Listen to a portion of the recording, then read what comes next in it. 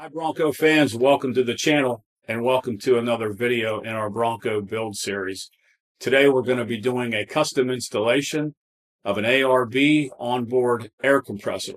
This is going to give us the capability of airing down and airing up our tires anytime, any place we choose. I'm going to show you a few tips and tricks during this installation, so follow along as we get this air compressor installed on our 2021 Bronco Badlands.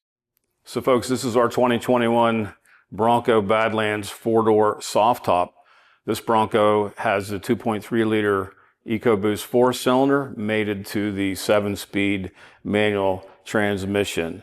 A few of the modifications we've already done. We've added the Ford Performance Warren winch kit. We've added a custom Midland GMRS radio.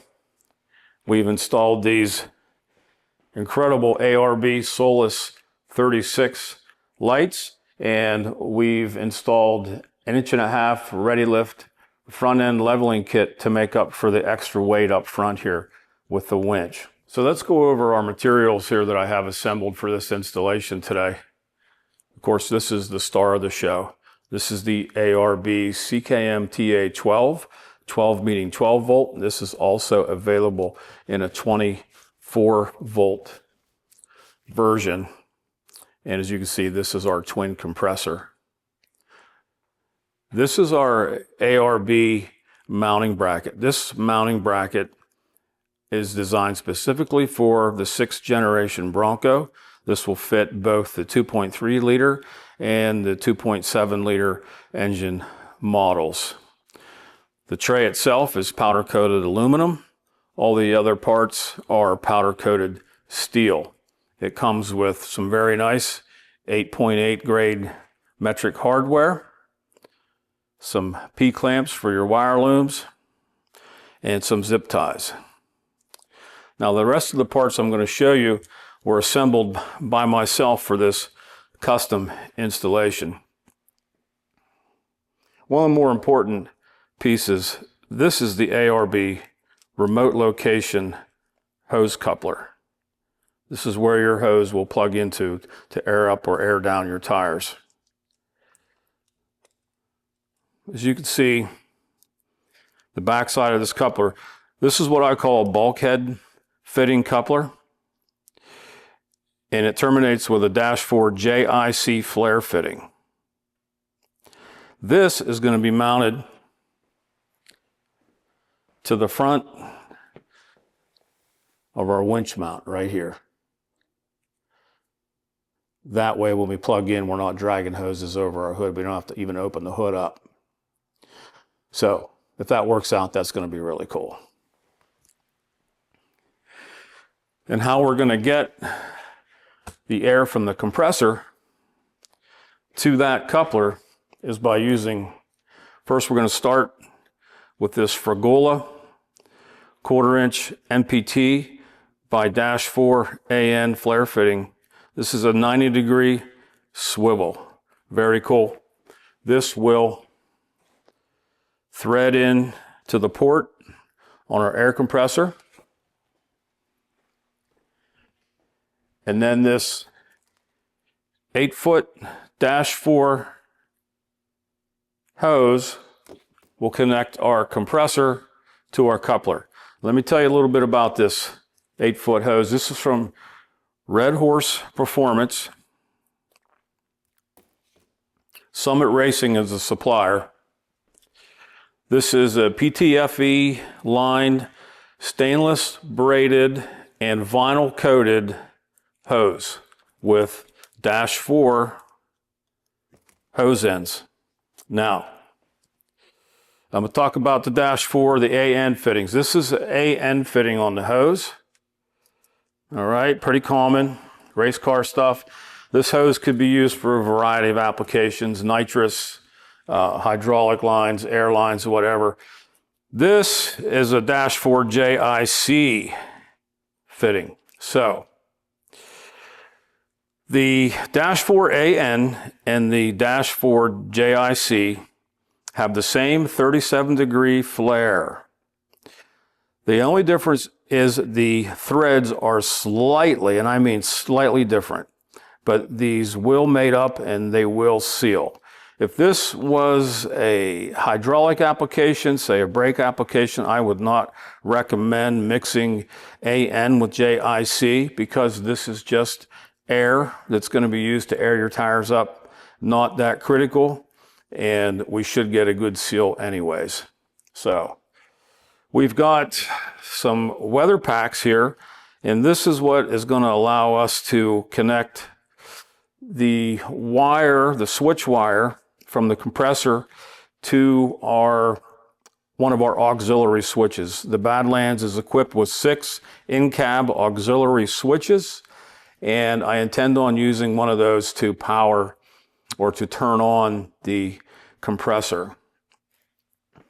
These little items here, these are actually deflators, and these are from Coyote Enterprises, another American-made product.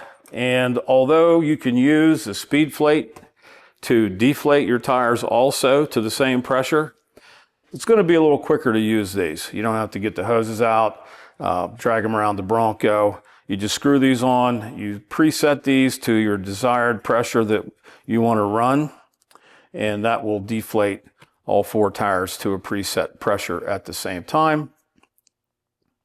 These cool little items, these are leashed aluminum valve caps from Lifted Customs in the great state of Hawaii. These have gaskets in them. These have seals that will seal to your valve stem, and leashes, so you won't misplace your valve caps as you air up and air down your tires.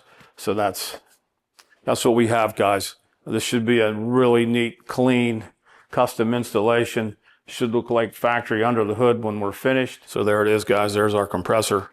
These 2 red plugs come out. Your air filters actually screw in to those 2 fittings. This is your outlet for your air compressor. Like I said, in our application, we're going to be threading in that 90-degree swivel fitting from Fragola. Electrical side, these 2 plugs, you can see you don't have to deal with those. That plugs your compressor in. This big fitting, this handles your power, your main power and ground. You've got 2 big positives and 2 big negatives, and a small ground wire coming out of that plug. There's a good shot of that. And this plug is for your switches. This is what will turn on or give the signal to your compressor to start. The kit comes with a nice high quality ARB switch. This is to turn your compressor on and off. And it has a little tire and tire gauge symbol on there. Nice little switch. We are not going to be using this switch. Like I said, the Bronco is equipped with auxiliary switches, and we are going to attempt to run the compressor with our auxiliary number 3 switch for what it's worth. Also some small hardware in that bag. So you have your main power wiring loom right here. This mates with the power plug that I showed you on the compressor.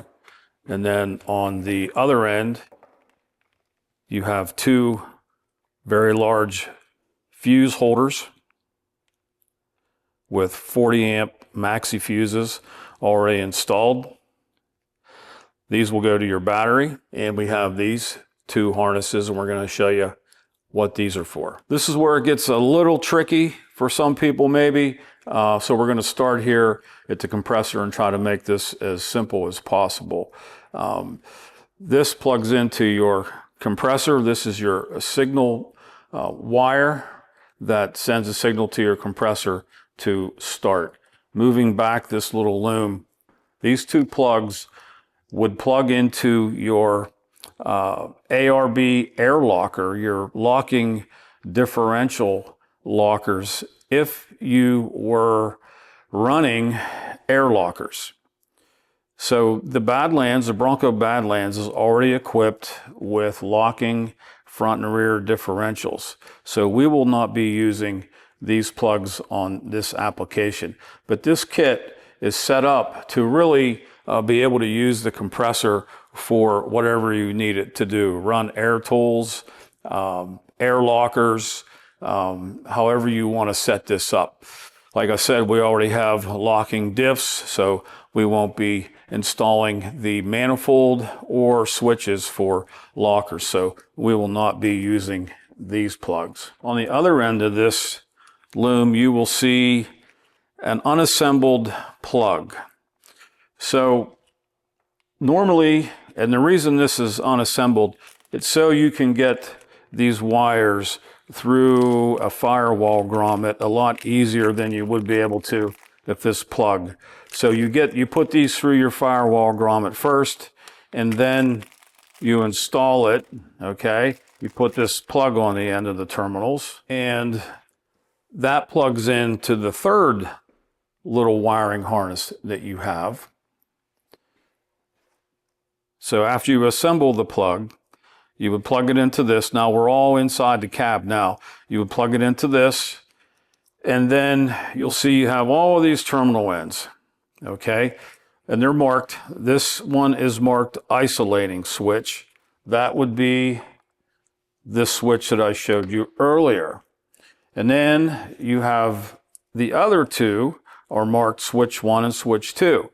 And that would be for switches for your front and rear air locking differentials. And also coming from the harness, you'll see we have two little diodes in line here. And then you have ignition and illumination wires. So now let's talk about our application a little bit.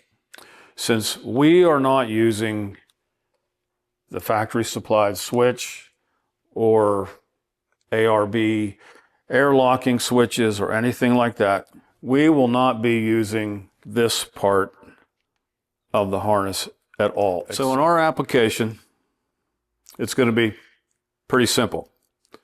We'll be plugging that into there, or more like that.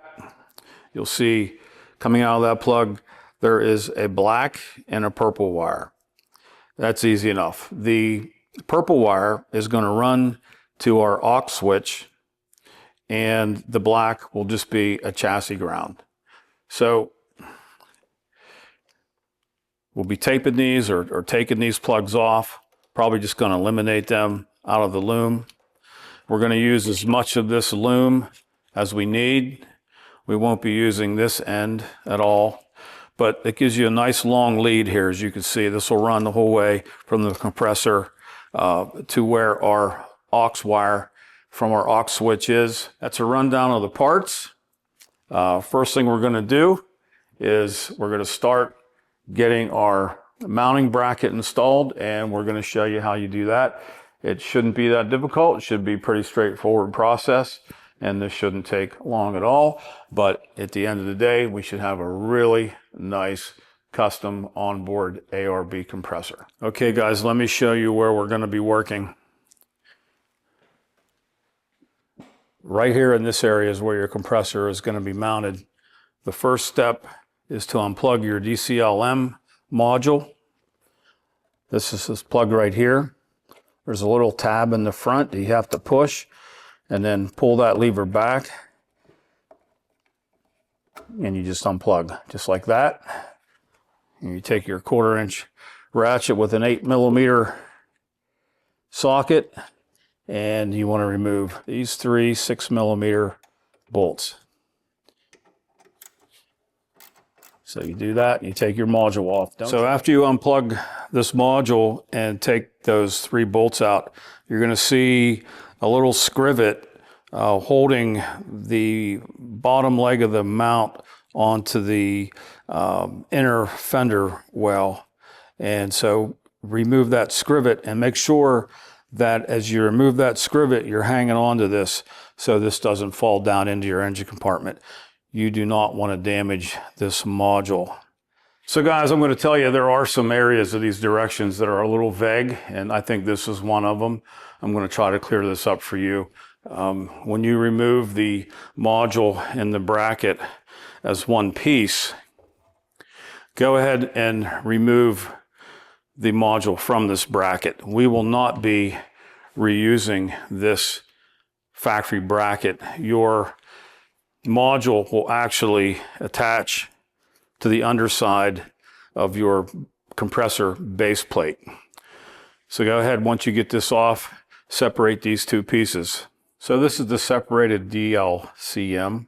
Go ahead and set this aside for right now. So guys, the next step is to remove some of the fasteners for this inner fender liner and pull it down so we can gain access to the engine compartment between the fender and the liner. So guys, I ended up removing 3 little hex head screws and 4 of the plastic scrivets, and I'll show you what kind of play we have in the inner fender with those fasteners removed. So here's what we end up with. I think this is going to be enough room to work in there. I hope so. So guys, the next step is to fit this rear support bracket, and in order to do that, you utilize one of the existing factory bolts.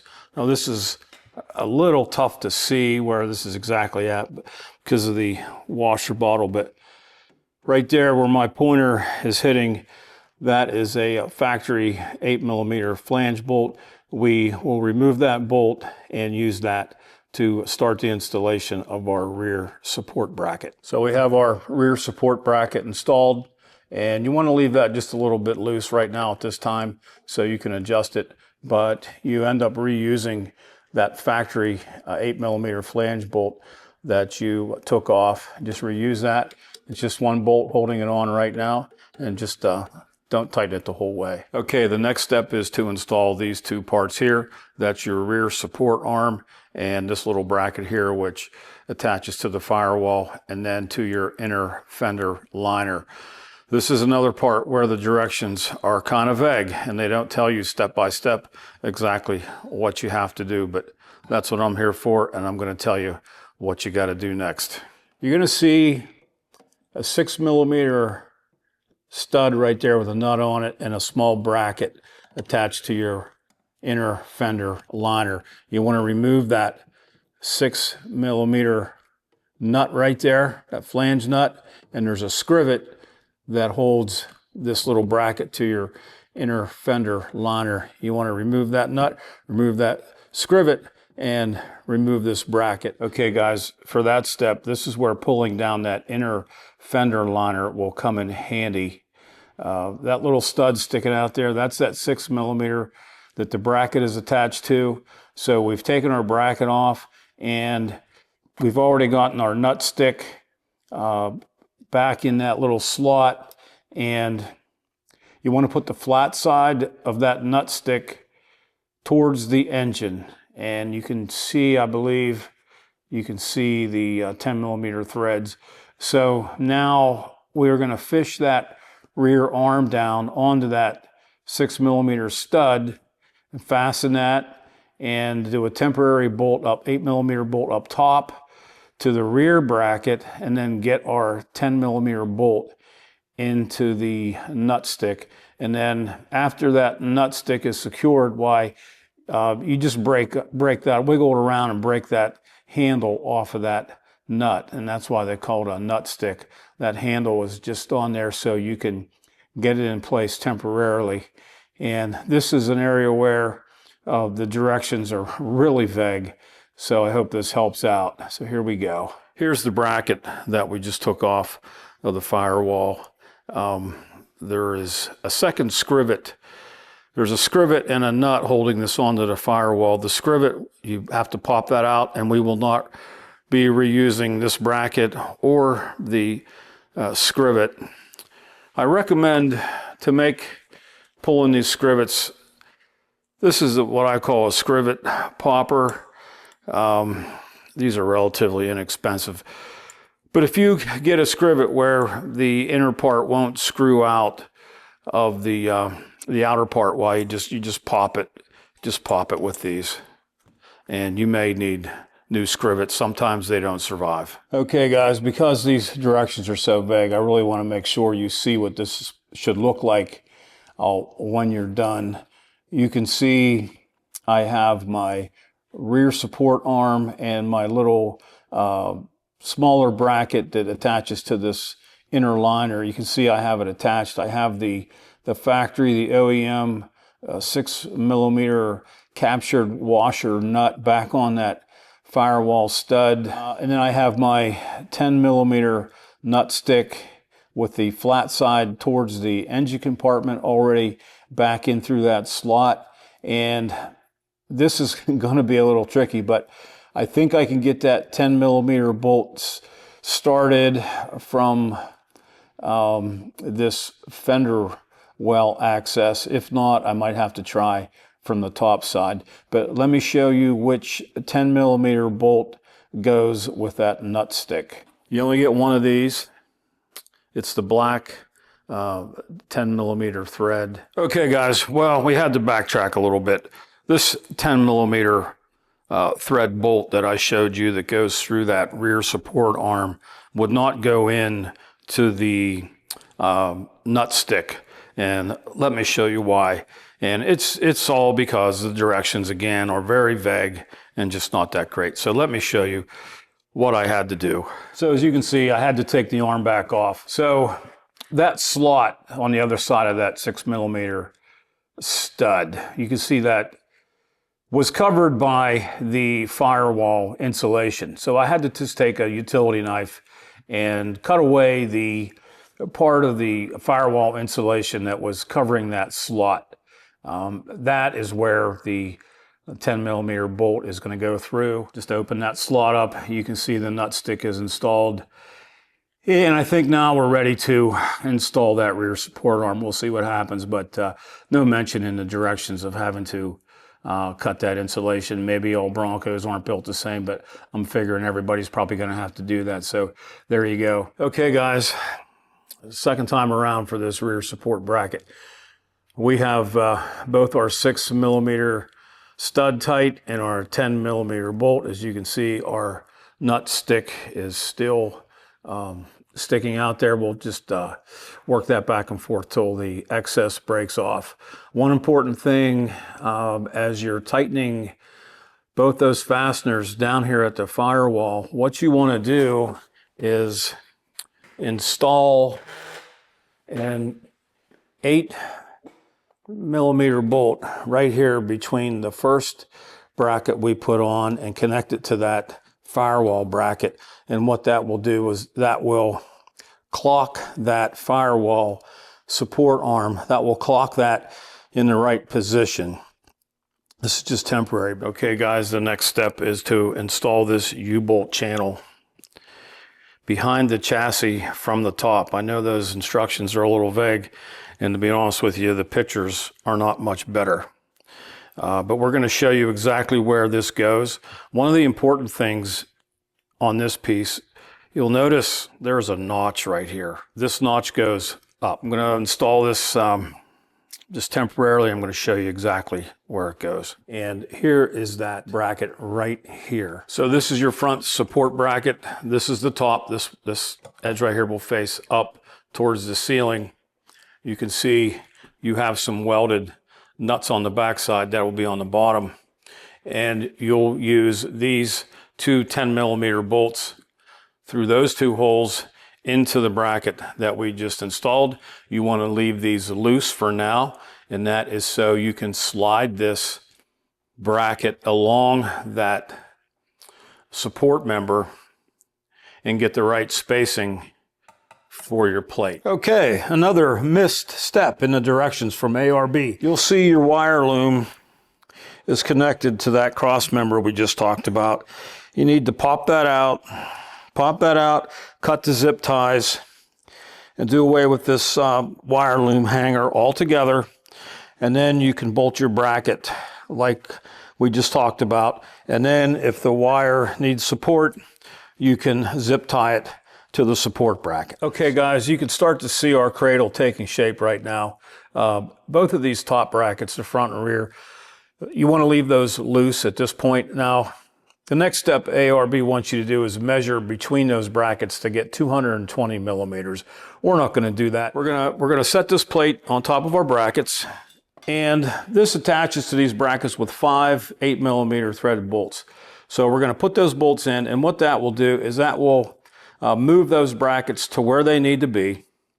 And then we'll take our 8mm bolts back out, and then we'll tighten up both brackets, and we'll recheck our fit to our mounting tray between the brackets. Okay guys, our installation's starting to look like something. We've got our tray bolted to the brackets, and we've got our brackets all tightened up now. So all bracket fasteners are tightened up, and our tray fits great. As you can see, this is going to look factory when we're done. This is a really nice kit. The instructions, yeah, again, they leave a little bit to be desired, but that's one of the reasons I'm doing this video, is to try to help anybody out that comes along after me. So now we want to take our mounting plate, unbolt those 5 M8 bolts, pull that plate off, and we can get ready to start prepping the compressor to attach to that mounting plate. Okay guys, it's starting to come together. We have the compressor mounted to the base plate, and at the same time we also mounted the DLCM module to the bottom, and this is what your bolt pattern is going to look like. There's one there that's not used. There's only 3 holding the module on. Those 3 right there. And 2 of those go through into the compressor. And then you have 3 other bolts that go through the plate into the compressor. So you've got 1, 2, 3, 4, 5 bolts holding your compressor on to the plate. And then this one just goes through the plate and the module. Now, while we were working on the compressor, one of the steps that the instructions doesn't tell you is to install your filters, your air filters. So these are the air filter covers. They snap right off, and once you install the filter base, you can actually rotate these, and I'll show you that. But you want to take, it's an 8mm, so that fits right in there. Just tighten. This is just plastic, so just tighten those up snug, you know. And then these will snap on, and we're ready to install the base plate onto the mounting brackets. Now, at this point in the project, if you're running a manifold for lockers, this is your manifold bracket and your switch bracket. So if I was installing a manifold to run lockers, and I was using the supplied switch, that's where the switch would go. And this also mounts under the hood onto your brackets. Because I don't need the manifold, and I'm using my in-cab auxiliary switch to run this setup, we're not going to install that. So we'll get these filter covers snapped back on, and we'll get this mounted up. I believe we have to take the windshield washer filler neck off to give us better access to one of these bolts. So we'll do that, and we'll get this on and tightened up, and we'll show you what it looks like. Okay guys, we have our air compressor bolted in. And as you can see, that's a great looking installation. A very nice factory look. It's almost as if that space was intended for this ARB compressor. And I got to tell you, it is really a solid mount. And when you think about it, it should be. We have a bracket clamped around this main fender support here. We have another bracket bolted to the main fender support. And most importantly, from this corner, we have an arm that goes down and attaches to the firewall. So this thing is not going to go anywhere. For your information, I did try to swap this, turn this compressor around so the wiring harness faces forward, because that's where our wiring is headed anyways. But I was unable to do that. There was not enough clearance between the air filter housings and this forward bracket. This will all tuck and tie real nicely, and we'll wrap that around there.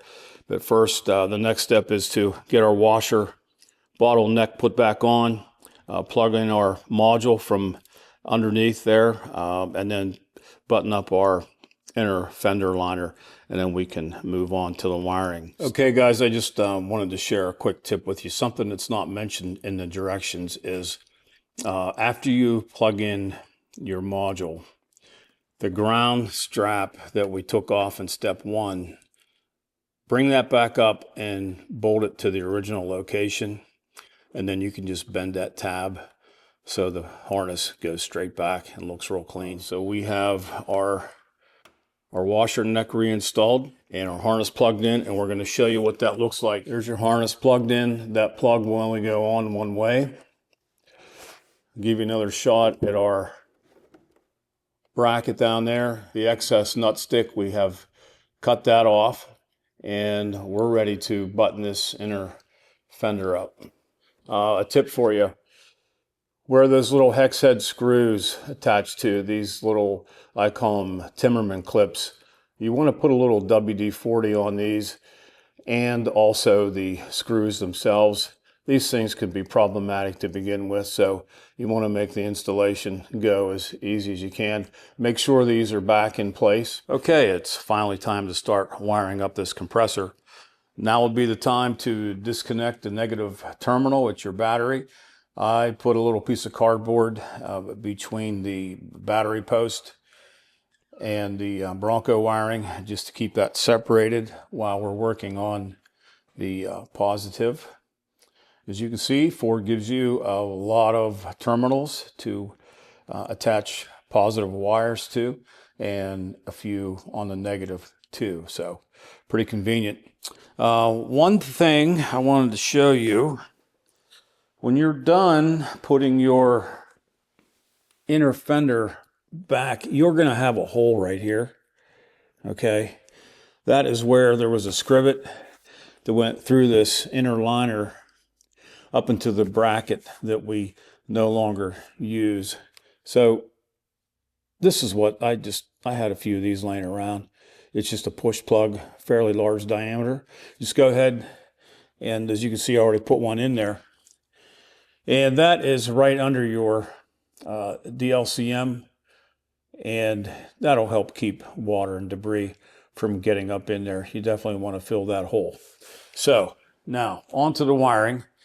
I've prepared both harnesses that I need, and I'm going to show you what we did. This, of course, is the main power plug that plugs into the mating plug on the compressor. Didn't modify anything there, nothing to the fuse, 2 big maxi fuses. This is the stock length positive that you're going to get. I left them that length, didn't cut any off. And we put 2 nice lugs on there and some heat shrink tubing. Now, the negative, a little different. I added about 18 inches of additional length. You can see right there's my butt connector, and we have 18 inches of additional length and a lug there. So one other thing I did here, there's a small diameter ground wire with that large 8 gauge. This is 8 gauge and these are 10. There was a small diameter ground wire. You can actually see that. I wrapped it around and integrated it on with the 8mm, or the 8 gauge, I should say, when I used the butt connector. So they're all together, and now we have plenty of length to wire this the way that I want to wire this. So now I know earlier in the video I showed you a lot of plugs and 3 separate harnesses. This is all you really need for my application. Again, my Bronco is already equipped with auxiliary switches, so we don't need any of those switch wires or plugs. So this is the plug that goes into the other plug on the compressor. This is just pretty much your trigger wires. This will go to our switch, and this tells the compressor to turn on. So moving down this harness, you'll remember there were 2 plugs coming out of this harness. They were for the locking differential solenoids. And since we already have locking differentials on the Bronco, I cut those off and just put some heat shrink around those. And this is about 7 feet long. This was cut to 7 feet. That's all the more we need. It's plenty. On this end, you can see I've installed a 2-gang weather pack. These weather pack parts are available through a couple different suppliers. I believe I use Del City for mine. But really makes a nice connection. And yeah, they're not hard to put together. You do need a special pair of crimping pliers to work with those terminal ends. But at the end of the day, we can unplug this from our Bronco and change things around if we need to. And I'm going to show you where this plugs into on the Bronco. So if you're not familiar with the Broncos that have the auxiliary switches already installed from the factory, or even if you are, this is where the hot wires from the switches come out into the engine compartment. There's 6 altogether. You'll see I have 3 left.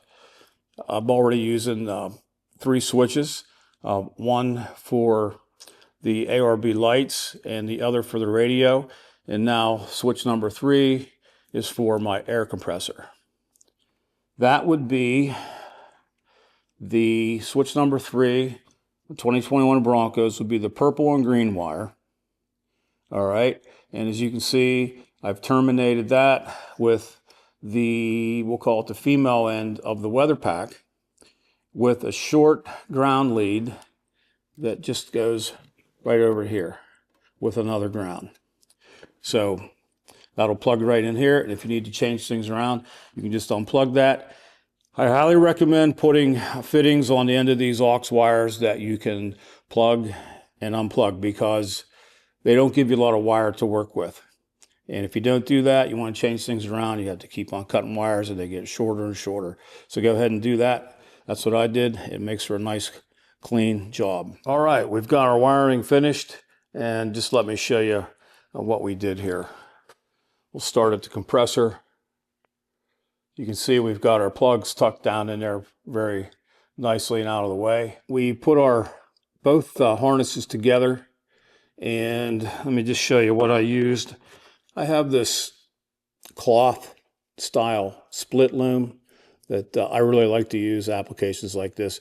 It kind of matches the factory a little bit. So you can see we ran our loom up and around the corner along the back. Now, the main run, the main power, it could have been longer, to be honest with you. I wanted to run everything along the back and then towards the battery and my aux switch wire. Just wasn't long enough. So we had to go across the motor here. We came down across the motor with another existing loom and then over to the battery. Not really the way I wanted to do it, but it'll work. And another reason why I wanted to flip that around so the plugs were facing in that side, and that would have given me enough to do what I really wanted to do. But it is what it is. It's all neat. And then the switch wire departs from that cloth loom right here, and then runs along the back, and then you can even see the weather pack right here. So it's wired up and ready to go. Let me show you what we have here at our battery terminal. The positive side is getting a little full. There's room for more, but here's the problem. If it's too full, the lid won't close. Now, that lid is closed, but it was a chore to get it right so the lid would close.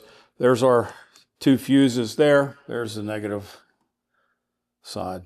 So no lid on this side to worry about. So, okay, now we're going to do a test. We're going to test that switch, see if it works. Okay, we're going to turn our accessory power on. Okay, accessory circuit is live, and switching aux 3 switch.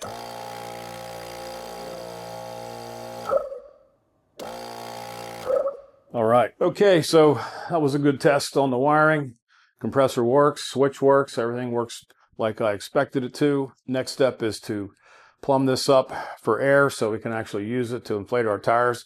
First thing we're going to do is mark and drill our location for our coupler right here. We're going to do that first so we can get some Rust-Oleum on that. Let it dry a little bit. Okay guys, we're back and we have our compressor all plumbed up.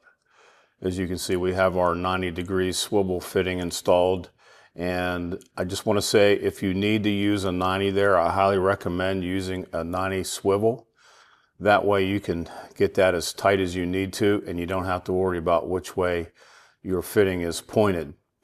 So as you can see, our air line leaves that 90, wraps around and dives down, and we ran it along the lower radiator support.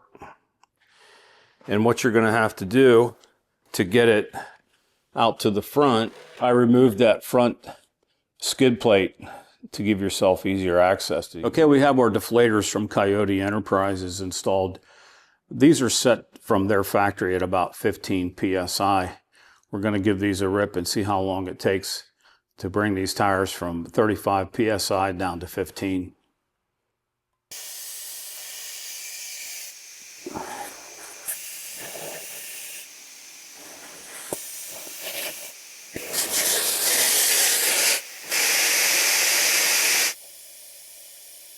So just under 5 minutes to take all 4 tires from 35 to 15 psi.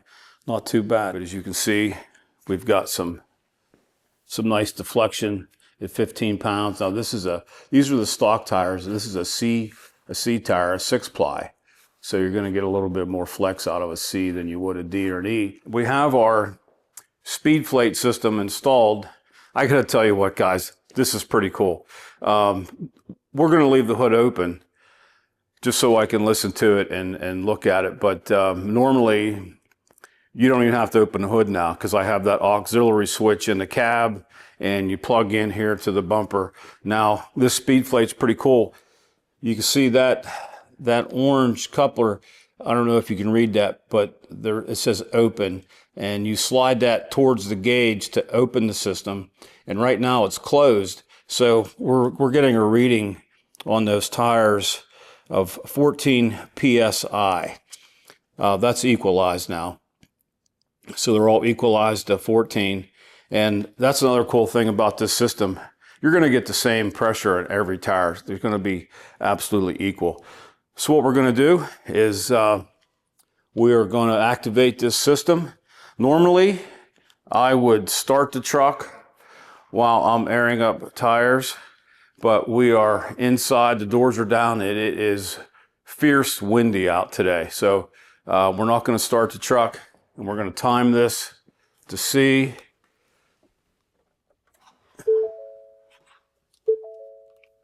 And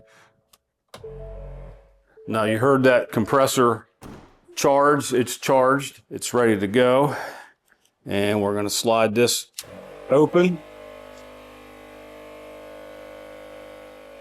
Also has a light on it too, guys. A battery indicator. And you can toggle between bar, KPA, KGCM, and PSI. We're going to stick with PSI. So we're approaching 25 pounds, and it's only been about a minute.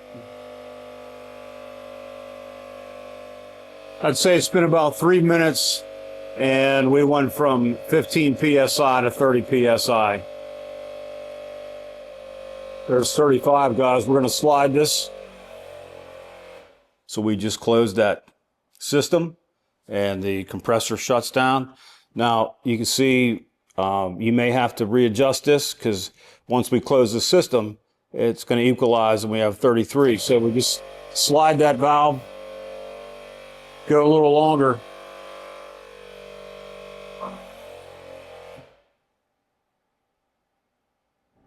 So about 34, we'll go another PSI.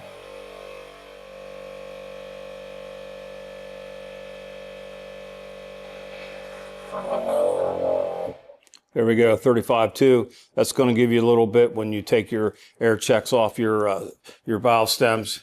So to disconnect this from your truck, just push this forward, Simple as that. So that's pretty nice. We went from 15 to 35 in under 5 minutes. All 4 tires equalized.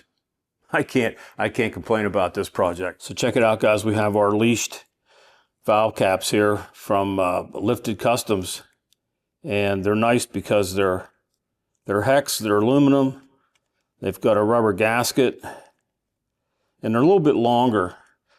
These valve stems on these stock Badlands wheels they're really recessed in there, and they're in gunmetal gray, so they match the rings on the wheels. So pretty cool. So guys, that wraps up this project. Thanks for following along. I'm going to give you some specs on the compressor before we go here today. Obviously, it's a 12-volt compressor. The current draw, no load, is 28 amps, and loaded, that's a 50 amp draw. So that's why I recommend when you're doing this, when you're running that, filling up tires, I would run the vehicle. Airflow is a little over 6 CFM at 6 PSI and 4.65 CFM at 28 PSI. The total weight of this is almost 20 pounds. So it's important that you have this mounted solidly, and I think that ARB mount for the new Bronco really does that. It's really mounted in there. It's got a 1/4-inch MPT outlet port. Pressure switch opens at 150 and closes at 135, which means that compressor is going to want to stay between 135 and 150. It has a safety valve that opens up at 180 PSI. So it's hard to overpressurize the system or anything you're working on. 180 is not that bad. All in all, I'm really pleased with how this went together. Instructions were just a little vague in spots, but we got through it, and I hope the things that I found may help you install your system. So I'm anxious to get this out on the trails this year and put it to good use. If you liked the video, give us a thumbs up. If you really like it, think about subscribing. We're going to try to keep these how-to videos coming, and plus also our travel videos too. So until next time, see ya.